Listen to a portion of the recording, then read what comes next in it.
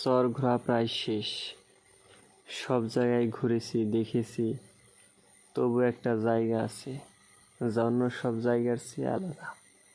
শান্ত নিরিবিলি পরিবেশ, চারপাশে নিস্তব্ধতা, তবু সেই নীরবতাকে ভেঙে দেয় নানান রকমের পাখির ডাক।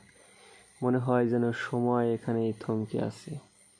এই পুকুরটা ফাঁকের মিয়ার, তবে এখন পরিচালনা করেন তার ছেলে মিঠুন মিয়া। তার সঙ্গে অনেকক্ষণ গল্প হলো। মানুষ হিসাবে মিঠুন মিয়া অসাধারণ, বিনয়ী, আর মুখে এক গভীর আন্তরিকতার ছাপ। পুকুর আর বাড়ি মিলিয়ে প্রায় 17 একর জমি। সবুজের ভিতর ডুবে থাকা সেই পুকুরটা যেন গ্রামের বুকে এক টুকরো স্বপ্ন, নির্মূল, নিঃশব্দ, অথচ জীবন্ত। তবে এখানকার শান্তি আর সৌন্দর্য সবাই উপভোগ করতে পারে না, কারণ সচরাচর এখানে প্রবেশের অনুমতি মেলে না। হয়তো এই সীমাবদ্ধতাই জায়গাটিকে আরও রহস্যময়, আরও মনোমুগ্ধকর করে তুলেছে।